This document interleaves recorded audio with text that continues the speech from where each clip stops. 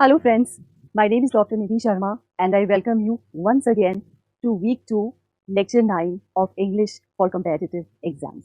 Okay, and today we are going to study the fourth very important part of speech, that is the verb, जिसे हम हिंदी में बोलते हैं क्रिया. Okay, अब देखिए फ्रेंड्स, जब हम इंग्लिश लैंग्वेज में ग्रामर में स्पेशली सेंटेंस फॉर्मेशन की जब बात करते हैं तो वर्ब की अहम भूमिका होती है. जैसे हम जानते हैं कि सेंटेंस फॉर्मेशन में एस वी ओ ये स्ट्रक्चर होता है, जिसमें एस सब्जेक्ट होता है, राइट, वी वर्ब होता है और ओ ऑब्जेक्ट होता है. हम ये जानते हैं और हम ये पढ़ भी चुके हैं. ये जो वर्ब है, जो बीच का वर्ब है जिसे हम क्रिया बोलते हैं, that lays the foundation of any sentence in English grammar. ये वर्ब बैलेंस बनाता है. अगर ये वर्ब ना हो तो आप एक्शन ही नहीं बता पाओगे. क्यों? क्योंकि verb is called the action word. किसी भी सेंटेंस में जो क्रिया होती है, जो एक्शन वर्ड होता है, वो उसकी मेन आत्मा होती है, उसका मेन सोल होता है किसी भी सेंटेंस का. ओके, मैं इसलिए कह रही हूं, जैसे एग्जाम्पल है, I teach English. I subject है, टीच वर्ब है और इंग्लिश ऑब्जेक्ट है. अब यहाँ सब्जेक्ट और ऑब्जेक्ट हमेशा सेम रहेगा. मैं कितनी बार भी इसके टेंसेस को चेंज करूं, टेंस का मतलब टाइम, जिसे हम काल बोलते हैं, राइट. 3 तरह के टेंसेस होते हैं, हमें पता है, प्रेजेंट, पास्ट एंड फ्यूचर. तो इस सेंटेंस को मैं चाहे कैसे भी चेंज करूं, जैसे आई टीच इंग्लिश बोलूं, I taught English, I have taught English, I will teach English, I will have taught English, I am teaching English, I was teaching English. मैं कुछ भी करूं, सब जगह आई और इंग्लिश सेम रहेगा. सारा जो खेल है इंग्लिश ग्रामर का, वो इस वर्ब पे डिपेंडेंट है, right. It is dependent only and only on the verb. Verb decide करेगा कि आपकी सेंटेंस की क्या इंपॉर्टेंस है, राइट. शी ईट्स ब्रेड, यहाँ पे हम प्रेजेंट टेंस की बात कर रहे हैं. ओके, तो verbs basically are action verbs, okay, that describe the action of the particular statement और अ सेंटेंस. ठीक है, ओके. नाउ अब हम देखेंगे कि क्रिया के भी 7 प्रकार होते हैं: regular verb, irregular verb, linking verb, transitive verb, intransitive verb, finite verb और इनफाइनाइट वर्ब. ओके, अब सबसे पहले हम देखते हैं रेगुलर और इररेगुलर वर्ब्स में क्या डिफरेंस होता है. रेगुलर वर्ब का मतलब होता है जिस किसी वर्ब के पीछे हम ईडी लगा देते हैं, जैसे accept, accepted, act, acted, bake, baked, behave, behaved. जिस किसी वर्ब के पीछे ट्रेडिशनल पैटर्न में ईडी लग जाता है, वो रेगुलर वर्ब्स कहलाते हैं, राइट. ये देखिए, आप ये ईडी दिख रहा है आपको, राइट. सबके आगे ईडी है, सबके पीछे ईडी है. So these are regular verbs. ये ट्रेडिशनल वर्ब है.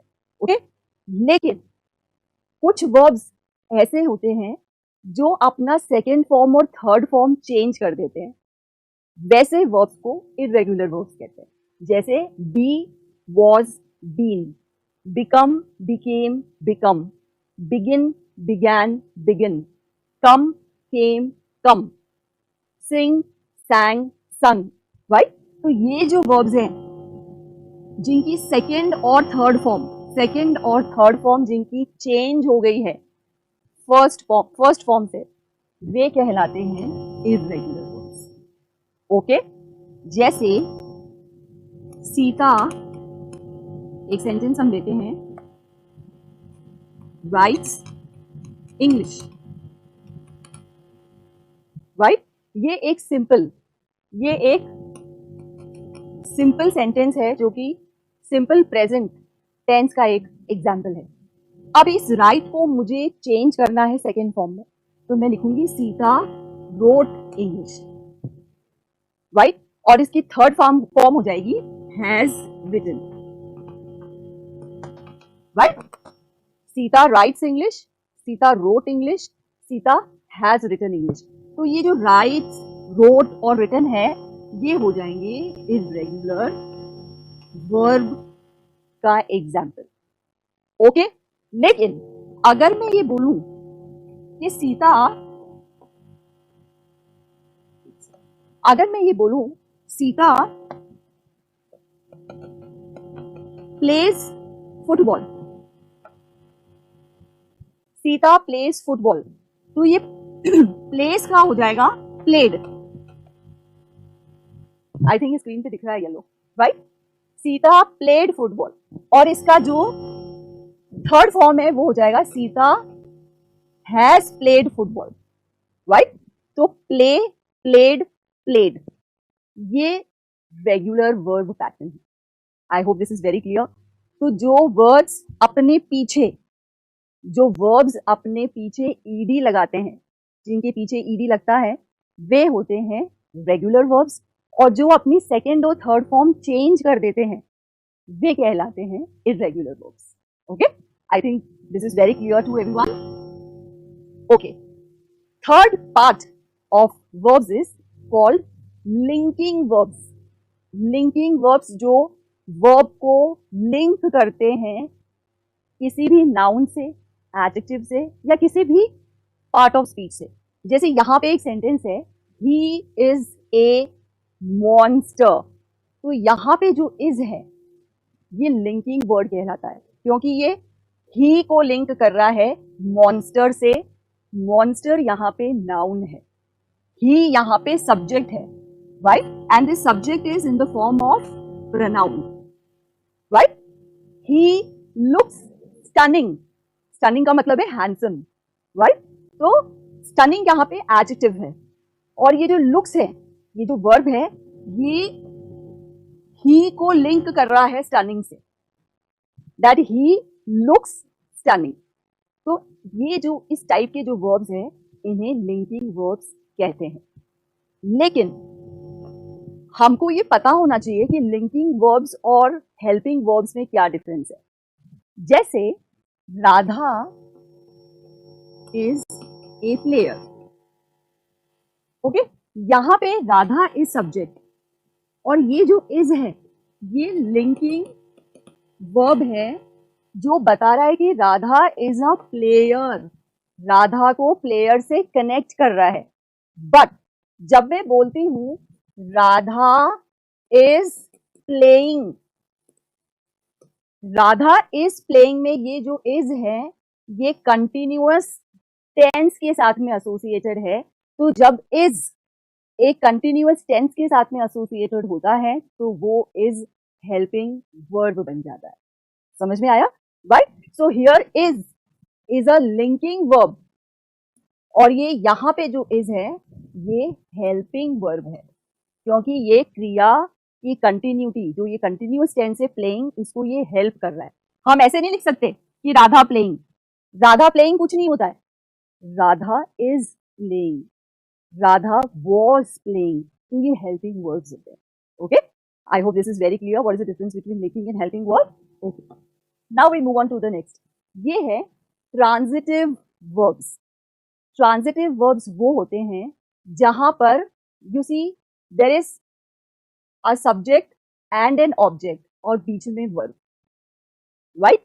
The little boy ate the pizza, pizza, right? The little boy subject है और पिज्जा यहाँ पे ऑब्जेक्ट है और बीच में वर्ब है, तो ये ट्रांजिटिव वर्ब्स है। ट्रांजिटिव वर्ब्स वो होते हैं जहां कर्ता और कर्म दोनों एक सेंटेंस में उपलब्ध होते हैं, राइट? जैसे शी सब्जेक्ट है, red her book is the object, right? Read is the verb.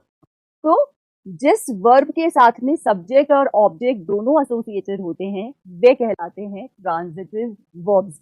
They played soccer in the yard, soccer is football, right? लेकिन जिन वर्ड्स में ऑब्जेक्ट नहीं होता, जिन वर्ब्स में, राइट, जैसे the population grew, right, the sparks plugs fired, the wind blew, the water is running, यहाँ पे ऑब्जेक्ट की एब्सेंस है, राइट? मैं बोलूंगी there is no object in these sentences connected with verbs, तो ये हो जाएंगे इंट्रांजिटिव वर्ब्स। ओके, मैं इसको और अच्छे से यहाँ पे क्लियर करती हूँ इसको। जैसे शी प्लेज फुटबॉल, राइट? यहाँ पे शी सब्जेक्ट है और ये फुटबॉल ऑब्जेक्ट है, और ये बीच में जो वर्ब है ये सब्जेक्ट और ऑब्जेक्ट दोनों से रिलेटेड है, इसलिए ये हो जाएगा ट्रांजिटिव, राइट? लेकिन मैं सिर्फ इतना लिखूं कि शी इज प्लेइंग, अब मुझे पता नहीं है कि वो फुटबॉल खेल रही है कि क्रिकेट खेल रही है कि टेनिस खेल रही है कि खो खो खेल रही है, मुझे नहीं पता, because there is no object कि वो क्या खेल रही है, सिर्फ इतना लिखा है शी इज प्लेइंग, तो ये हो जाएगा intransitive verb, right? I hope now it is very clear. तो जब सब्जेक्ट और ऑब्जेक्ट दोनों किसी सेंटेंस में वर्ब से जुड़े हुए होते हैं तो वो ट्रांजिटिव वर्ब्स कहलाते हैं, और जहां सब्जेक्ट और ऑब्जेक्ट, सब्जेक्ट के साथ में ऑब्जेक्ट नहीं है, ऑब्जेक्ट की एब्सेंस है, तो वो जो वर्ब्स होते हैं वो इंट्रांजिटिव वर्ब्स कहलाते हैं। Okay, I hope this is extremely clear. फिर आता है फाइनाइट और इनफाइनाइट वर्ब्स।